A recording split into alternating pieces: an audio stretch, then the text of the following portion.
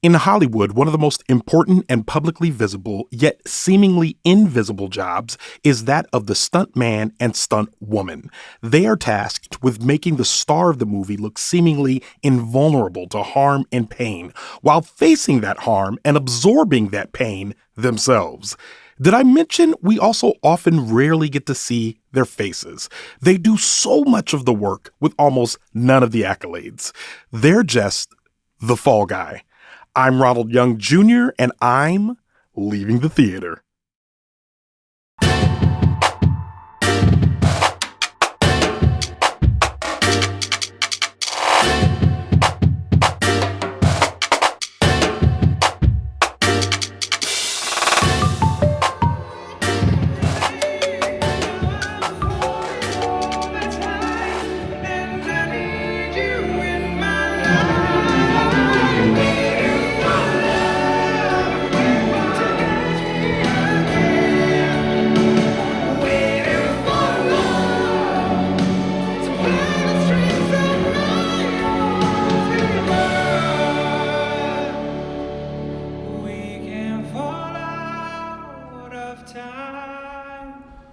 What if somebody just came out of there? All right, this is Ronald, and I am leaving the theater after seeing The Fall Guy. The Fall Guy, written by Drew Pearce, directed by David Leitch, starring Ryan Gosling, Emily Blunt, Aaron Taylor Johnson, Winston Duke, Hannon Waddingham, and Teresa Palmer. And per usual, for a complete cast listing, you can go to the link in our show notes. I am not here alone. I am in Richmond, Virginia, with Chioke I'anson, who normally only makes 2-hour trips to see me. For once, I was in town and I came to your neck of the woods. How do you feel about that? I mean, you were here for other reasons. This is a convenience for you. Okay. Okay. Tell me how you really feel. Great to be here, Ronald. Okay, great. All right, so The Fall Guy is a romantic comedy about a stuntman played by Ryan Gosling and a camera operator turned director played by Emily Blunt, and some hijinks and antics that they get into as they are trying to solve a bit of a mystery. There are a lot of stunts in this movie on purpose. Big romantic comedy action film, a lot of that. Chioke I'anson, what did you think of this movie? I enjoyed this film. I thought it was a lot of fun to watch.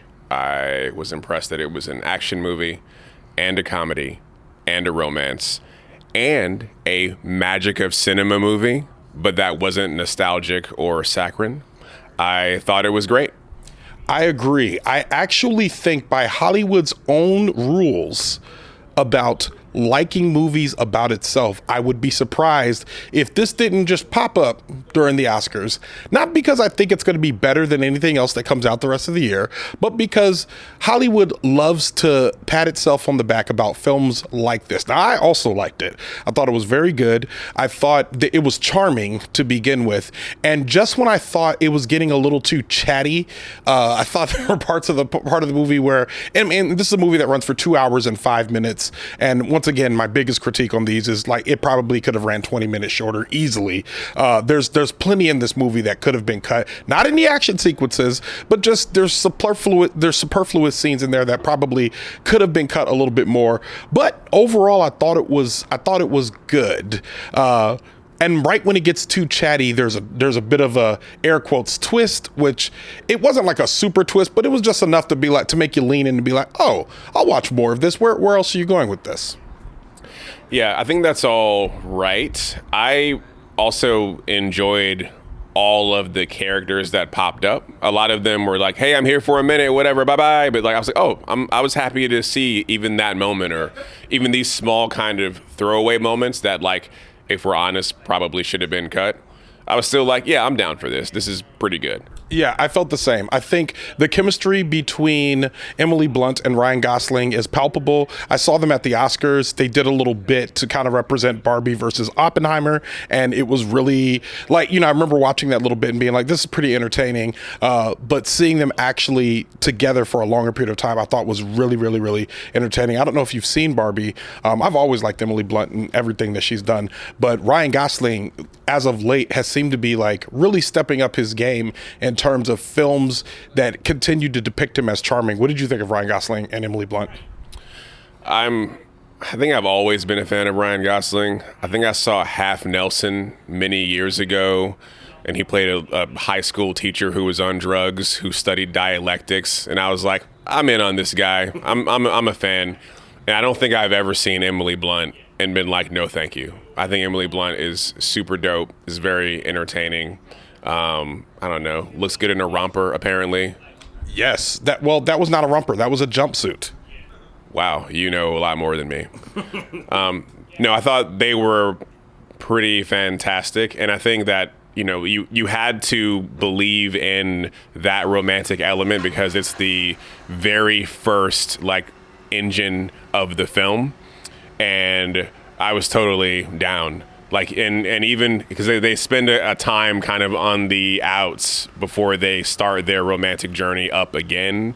And I thought even that was well done. I thought so too. I thought they were kind of doing too early in a romantic comedy what normally comes in the third act, but this movie kind of starts in the third act in terms of their romance, and kind of begins the first act of a new journey that they're on, which I think is pretty good. I enjoyed watching them together as well. I think I will say the movie is over the top, but I think that's with intention, and because of that, it felt like if I would have seen this on streaming, I don't know if I would have liked it as much. But watching the big action sequences on the big screen, I think this is a movie that belongs in theaters. With all of that being said, I have other thoughts. So I agree that it was over the top. I think, though, that along the lines of this is a movie about the magic of cinema, a lot of those movies that we refer to in a somewhat derogatory way that love cinema are about the ways in which Hollywood loves itself. But I think that this was a movie about the movies that love being entertaining, right? So it was more like something to remind the movie-going audience that, hey, movies are fun. You can come here and have fun. And there are people behind the scenes who are working very hard to create the magic that you sometimes complain about, the CG and the stuff. There's a lot of people out there putting together a production that they believe in, And so the movie itself has a meta narrative that probably comes from the director. Hey, side note, I think that we always get caught up in how much Deadpool is in Ryan Reynolds, but I think that this movie also demonstrates how much Deadpool is in David Leitch. And that was pretty interesting to see, a film that was self-aware, but that doesn't break the fourth wall, but that also has a nice narration, a voiceover over top of it. I thought it was a great frame to deliver the many action scenes in this film. I agree. And now that you say that, I realize that Ryan Gosling is kind of the perfect person to be in this David Leitch film, based on what we've seen David Leitch do before. I do think also, now that you were talking about the magic of Hollywood, I think that's probably a ding against this movie in terms of it getting Oscar buzz, in that they are trying to herald unsung heroes very publicly, which is that they mention in this movie, can you get an Oscar for best stunts? And they say no. And they kind of let it sit there for a minute, because it's been something that's been talked about before, where it's why aren't stunts getting the best of Hollywood? But you're right. We're talking about being in Hollywood, the idea that movies are supposed to be fun, they're supposed to be exciting, and there's these old directors, old men directors, that keep saying, well, you got to go to the movies. And I'm like, well, I don't want to go to the movies and watch 3 hours of talking. I want to see some explosions. I want to see some fights. I want to go, I go to the movies for a plethora of things, but if I want to go in there and watch a bunch of dialogue and boring stuff, don't tell me I have to go to the theater to see that. I can watch that at home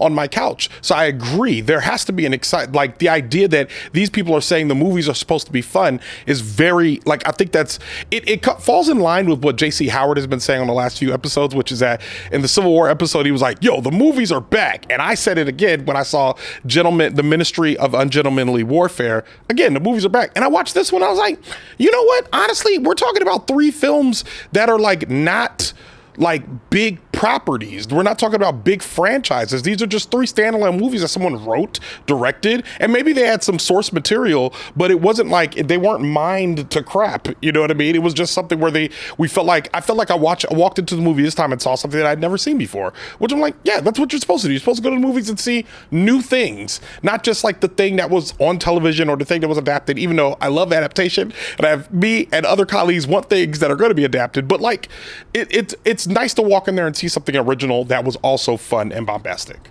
Yeah, and I'll say that this movie was probably the first movie I've seen in a long time where I thought I would enjoy this more if it was in a full theater.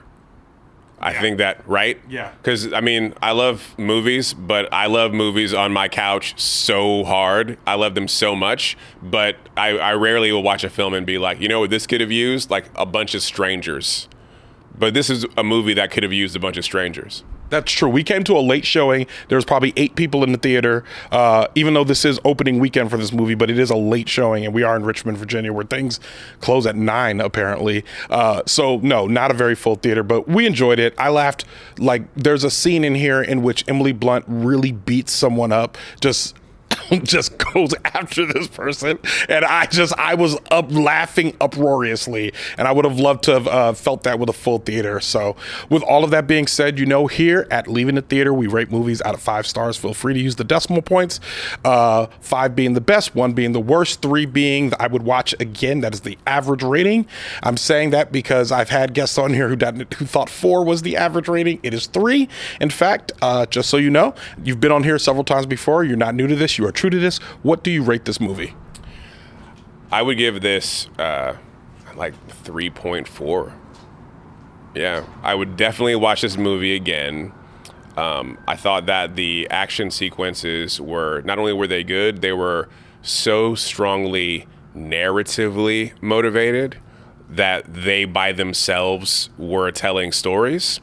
There's a moment in which also the editing is fantastic. There's a moment where there's a karaoke thing and an action sequence, and the lines in the karaoke song match up with things that are happening in the action sequence.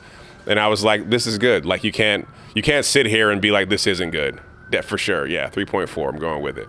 I give it a 3.75. I really enjoyed it. It wasn't quite a 4. I think there was a lot of ways in which this movie could have been even better. But I think, for the charm of Ryan Gosling and Emily Blunt, for the action that we saw, for the ways, like you said, the editing, the fact that they really went for it, they didn't hold back. I think all of that made for a very, very exciting and fun movie. So, yeah, I would give it a 3.75. And with that, Leaving the Theater is a production of Oh It's Big Ron Studios. I mixed this episode. And once again, if you're listening to these most recent episodes, you're like, wow, these could be mixed better. Wow, how are we going to get rid of that siren noise? Wow, how are we going to get rid of that wind noise? It's me doing it right now, and I'm doing the best that I can. But if you want to see improvements, you can become a supporter on Patreon. Go to patreon.com/leavingthetheater, patreon.com/leavingthetheater, or go to the link in our show notes to help out. Every little bit helps. Show art from Heather Wilder. Theme music by the mysterious Breakmaster Cylinder. For more information about The Fall Guy or Chioke I'anson, check out our show notes. You can follow me on Twitter, Instagram, TikTok, or Threads at Oh It's Big Ron. That's at OHITSBIGRON. You can find out more about this show and other Oh It's Big Ron Studios shows by following us on Instagram at Oh It's Big Ron Studios and on Twitter at Oh It's Big Ron Stu. That's STEW. Leaving the Theater will be back soon. Thanks for listening. And thanks for being on the show. No problem. Tell them about the barbecue, Ronald. Chioke made some barbecue and it was delicious. It was pork belly. Say it louder, Ronald. The pork belly was delicious.